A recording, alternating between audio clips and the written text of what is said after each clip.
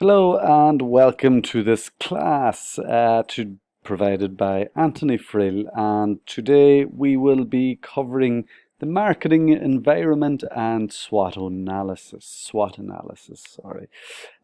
You would have covered this before, I think, in eMarketing when you done it with Miss Georgina and maybe Marwa, but I am going to just go over it quickly today. So it's this is more an overview than an in-depth, I guess, explanation of marketing environment and SWOT analysis, and it's more digital SWOT analysis that we will be focusing on.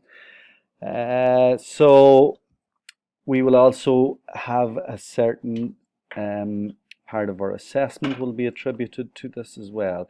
We will then discuss anything that has come up in today's video in our next class as well. We will be doing our next class through Big Blue Button, and we will be using this video to support the class, and we will deal with any questions and answers that you have resulting from this video. So I will start. So we're covering the marketing environment, and what is the marketing environment? Well, the marketing environment is those things that consist of factors inside and outside of the organization or business. So the environment, I guess, of anything is the things that are inside and outside that affect us, and in this case, it's our business. From a business point of view and a digital marketing point of view, studying the environment allows marketers to take advantage of any opportunities and combating threats. Marketing intelligence and research are used to collect information about the environment. So that's all pretty straightforward. Marketing environment includes these two things: the micro environment and the macro environment. Again, these are two terms that you should be familiar with, but I will go through them again. Microenvironment includes factors that are close to the company that affect its ability to serve its customers. These are usually internal things that are inside the company's control or ability to influence or do something about. The macro environment is things that are not really inside the company's control, or not really things that the company or business can do anything about. They are larger societal forces that affect the microenvironment. So we'll look at that in a little bit more detail here in this graph, and we can see in our big blue bubble the microenvironment is everything inside the company, and the macro environment is everything outside the company. So I think that's pretty straightforward. Again, we'll look at it, explaining that a little further. Microenvironment, the company itself, areas or departments inside of the company. All departments must think consumer and work together to provide superior customer value and satisfaction. Things that we must consider, obviously, in the microenvironment is the business itself. Suppliers, these are things that we can control or influence. So suppliers, of course, are the people that supply all the goods and raw materials.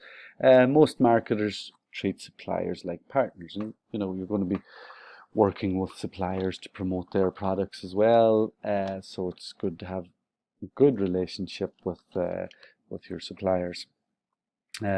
Marketing intermediaries help the company to promote, distribute, sell goods to final buyers. So I think that's pretty all straightforward for you. Let's look at the microenvironment. Customers, the consumers of the business, or the business customers. Competitors, those who serve a target market with products and services that are viewed by consumers as being reasonable replacements for the firm's product or service. This is self-explanatory, and you don't really need me to read that out for you. The public is, I guess, any public that is directly or indirectly affected by us as an organization. So just on the microenvironment there, you might ask, well, how can we control our competitors or influence our competitors? Well, they are within our control from the perspective that we can do research on them. We can, I guess, dictate certain things by the way we do our things. So we might set prices, or we might do something a certain way, and that influences our customers' behavior as well. So the micro environment is, sorry, as I said, the things that really we can control inside the company. And how that is related to a SWOT analysis we will look at in a second.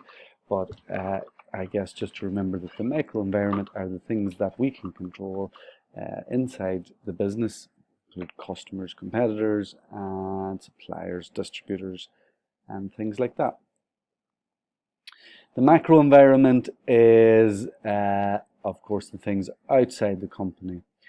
The company and all of the other actors operate in a larger macro environment of forces that shape opportunities and pose threats to the company. So we can already see that with the macro environment, we sort of focus on opportunities and threats. With the micro environment, we focus on strengths and weaknesses. So the macro environment, we focus on opportunities and threats, and don't worry about that. Strengths and weaknesses, of course, are part of the SWOT analysis, and so are opportunities and threats, and we'll get to that more in a little bit. So the macro environment, we often refer to pastel when we refer to the macro environment. So again, the things outside the company's control.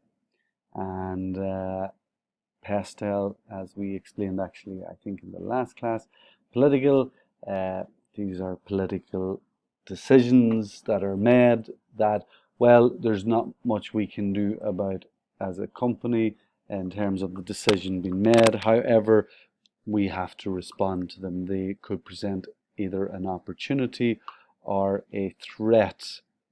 So for example, if I was in the car industry and the local government here in Barry in a number of years brought in new laws regarding driving, they introduced the banning of use of mobile phones. Well, if I was a mobile phone distributor, or I distributed parts for mobile phones, I might use this as an opportunity to sell hands-free kits, or start advertising hands-free kits. So even though it's a political decision, it can present an opportunity or a threat, and we have to ask, I suppose, what can we do about this thing?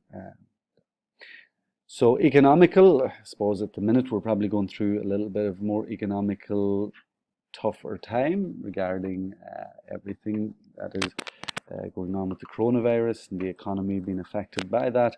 And again, as marketers, we would have to be aware of well, any potential economic factors that pose an opportunity or a threat to us as a business. Social, some of the social things that we can't control, I guess, are trends and things in society that are happening.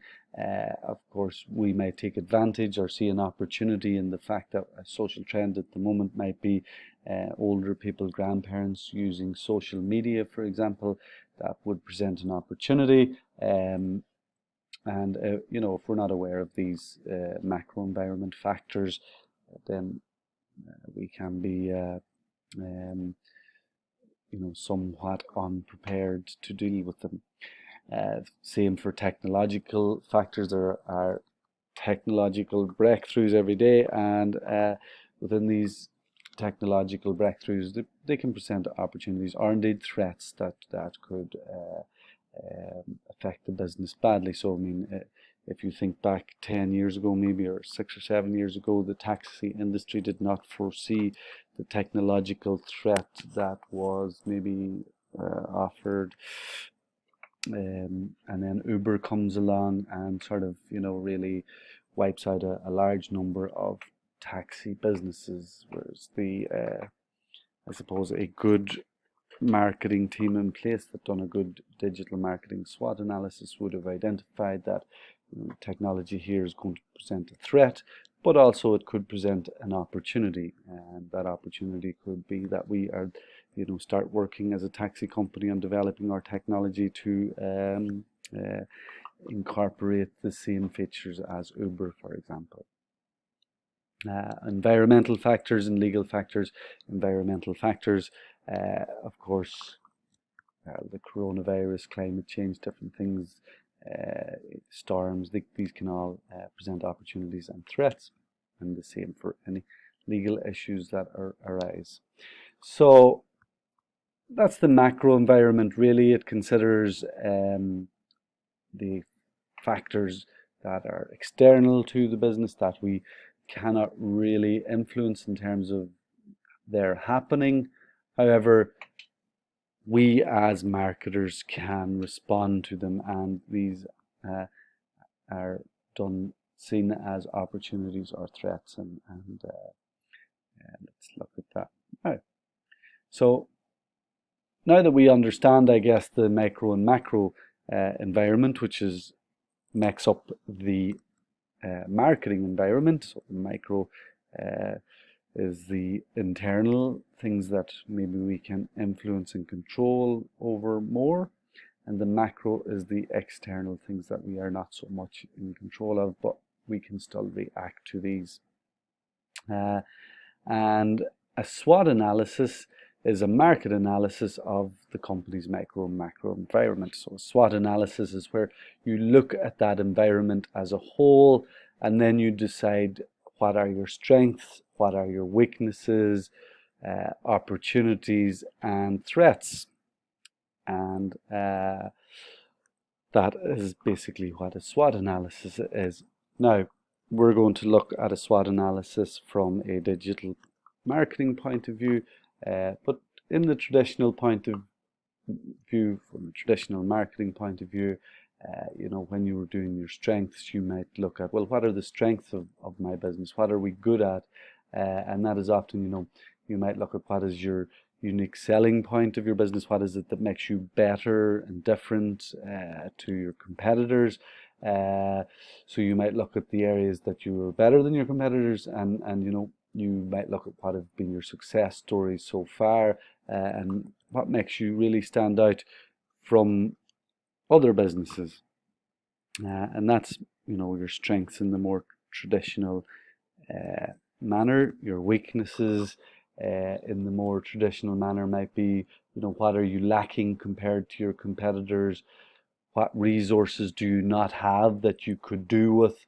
And what sort of skills do you not have that you could work on that would help improve your business? So from a traditional point, they might be your weaknesses, your opportunities. From a digital marketing, from a traditional marketing perspective, might be, is there something that your target audience are looking for that you can provide? Are there any potential market areas that we as a business haven't reached yet?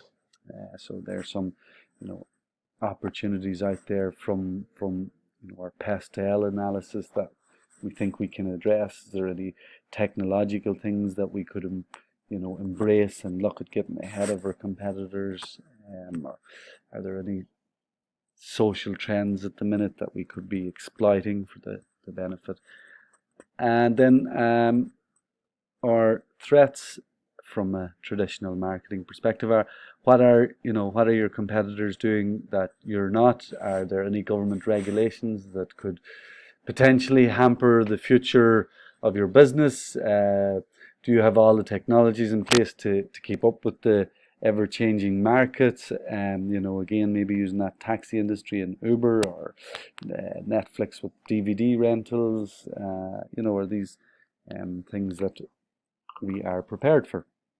And just, I think, is important there on the traditional SWOT model, we usually apply strengths and weaknesses to the micro environment. So your strengths and weaknesses are usually, what are your strengths and weaknesses internally?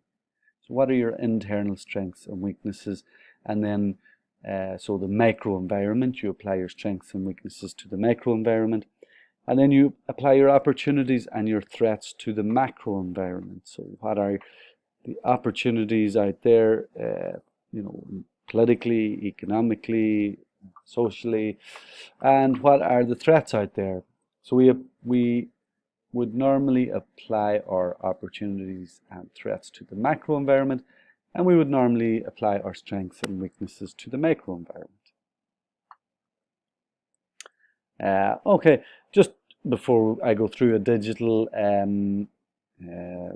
SWOT analysis example, I would say that this is an overview, and you should have covered this already in a lot more detail, but I have a good link that you can catch up on, which is, yes, here, digital SWOT analysis, and if you click on that, it will open up this, and I would highly recommend reading this and going over this again, whether it's for your assessment for this year, or just to get an understanding again. It's it sort of goes through what a digital SWOT analysis is, but it goes through what a SWOT analysis is first, and it explains it quite well. There's some different examples maybe from what we didn't discuss. Here's some maybe modern day strengths. So digital marketing strengths certainly would be your SEO and your copywriting. Your social media channels would be good examples of strengths in a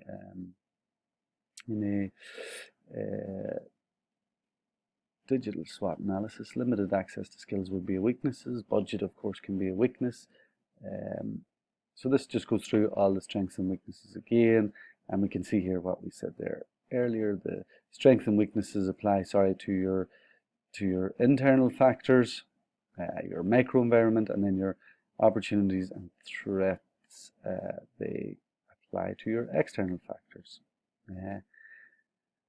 How to carry out a SWOT analysis, it goes through again each of those in detail, and I enjoyed reading this actually, because I did find gives you a good understanding of digital and traditional SWOT analysis. But this one example here was actually for a website redesign SWOT analysis, so looking at your skills, and obviously you as web media students will find this a lot more useful and a lot more understandable given your ability to design websites.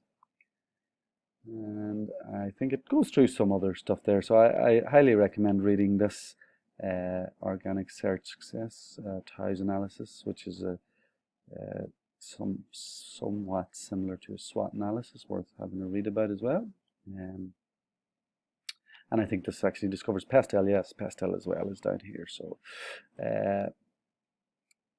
and that gives you some good examples. So I would like you all to just, unless you're happy and comfortable with SWOT analysis, that link, which is here on Moodle, your Moodle page, I highly recommend clicking on that and reading that for a catch-up as well. If you find that this video is only poor to average, I hope you rate it better than that. I'll take average to good. Okay. So let's see, we left off here, and I think the last slide was basically just, it was also just actually a website SEO digital SWOT analysis. So not quite similar to the example on the website that we just looked at, but it is a good example because in our assessment that we have to do this year for our report, you will be looking at an online company, and you've already looked at the customer value proposition, and you've set objectives for digital marketing strategy, and you're going to look at your tactics that you're going to use for that. But you will also be doing a digital SWOT analysis for the company that you've chosen.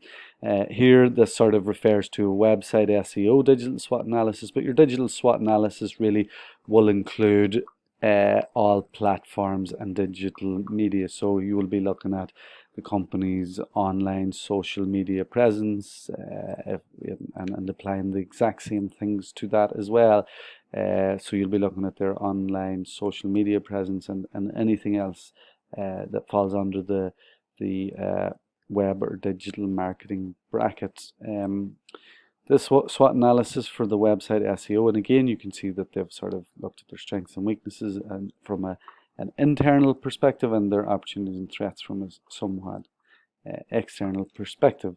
So for the website, if we look at their strengths, okay, so they've said that their strengths are relevant and unique content, user-friendly design, so good UX experience, and of course you've covered a lot in user experience, so you should be able to spot if their website has good UX or not. And quick sign up and checkout process, and good hosting services. And of course, good hosting services might mean that the website loads quickly. There's a lot of things that you can go into in terms of website SEO SWOT analysis.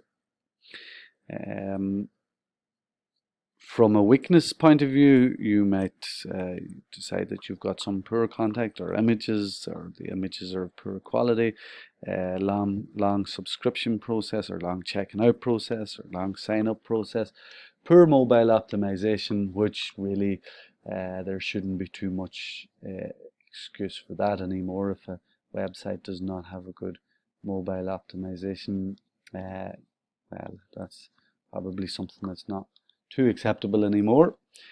Poor hosting services, which can often result in slow loading pages. So that's some of the internal things obviously the website can do something about. Opportunities then that the website SEO can look at are new technologies, and of course even on, we know from WordPress and studying WordPress, we know that there are constantly new plugins available that can help optimize many aspects of a website. So opportunities are that we can look at these new plugins that might be able to do things that our competitors cannot do, and they are being developed every day. Internet on mobile phones, online transactions, looking at new developments. Is there a better version of Stripe or PayTab out there? And indeed innovative marketing strategies. I suppose what this opportunities doesn't really refer to maybe social trends, and what would their implications on websites be, what and that might be again something specifically that's happening in society at the moment that's trending.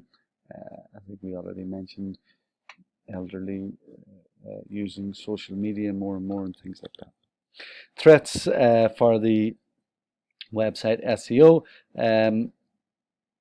New entrants or new websites, of course, poor government policies, software piracy, and fraudulent activity are just some of the examples of threats for a website SEO.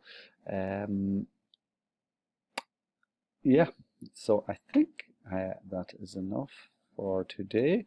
Oh, sorry, there, we just exited that quite quickly. And we will discuss these slides in more detail in our next class. Do note down any questions that you have that you're not sure about, or if you think that I've explained something poorly there, please, you can of course email me straight away, or just wait to our next class where we will host it on Big Blue Button, and we will have a Q&A session. I hope you enjoyed today's class. I hope it was not too boring. I may need to work on my monotone accent, maybe get a little bit more interaction going, and these are things that you can comment on below if you think, yeah, up your game, not good enough. Thank you, have a good day.